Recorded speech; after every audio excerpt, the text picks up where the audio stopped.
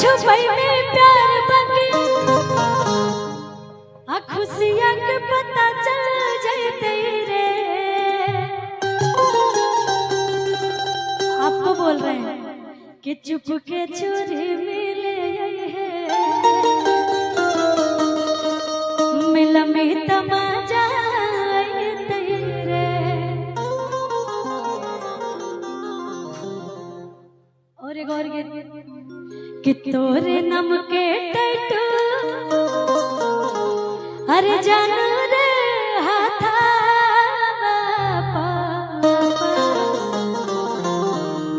ना बनैले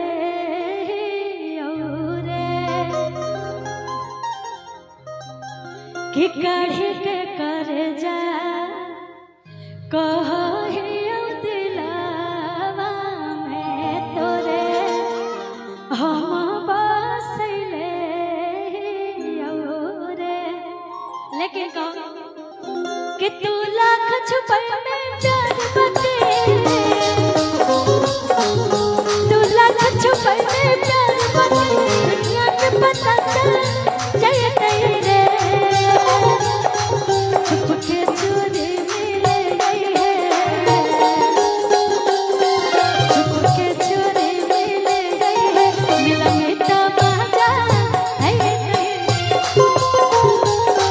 छुप के चोरी मिले गई है मिला में तमाजा है तेरे। तू लाख छुपई में प्यार बके तू लाख छुपई में प्यार बके दुनिया के पता चल जाए तेरे। छुप के चोरी मिले गई है छुप के चोरी मिले गई है मिला में तमाजा है तेरे। छुप के चोरी मिले गई है मिला में तमाजा है तेरे।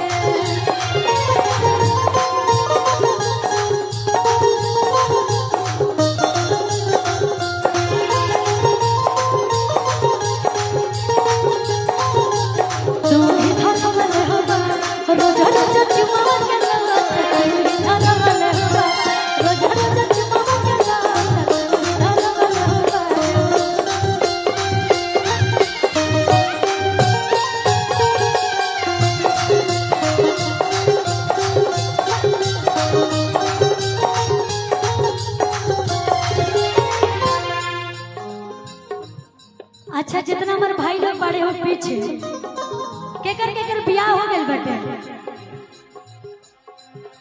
अच्छा उतने सारे लोग भी किसी का शादी नहीं हुआ सब कुंवारे लोग बैठे यहाँ पे।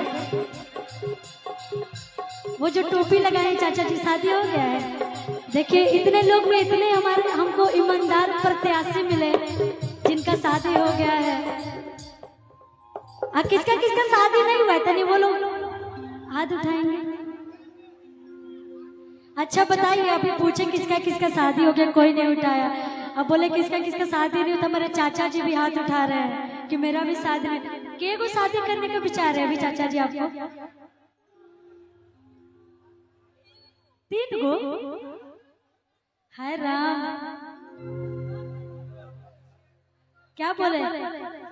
अब आपको शुभकामनाएं दें या फिर मेरे पास तो कोई वर्ड ही नहीं है। कोई बात नहीं आपकी मर्जी है अब क्या करिएगा वो तो चाचा ही बताएंगे आपको कि क्या करना है। कहीं आप कैमरे में कैद हो गए तब तो हो गया कल्याण आपका। कि तू लाख छुपई में प्यार बके तू लाख छुपई में प्यार बके दुनिया के पता चल जाए तेरे। छुप के चोरी मिले गई है छुप के चोरी मिले गई है मिला में तमाजा है छुप के चोरी मिले मिला में तमाजा है।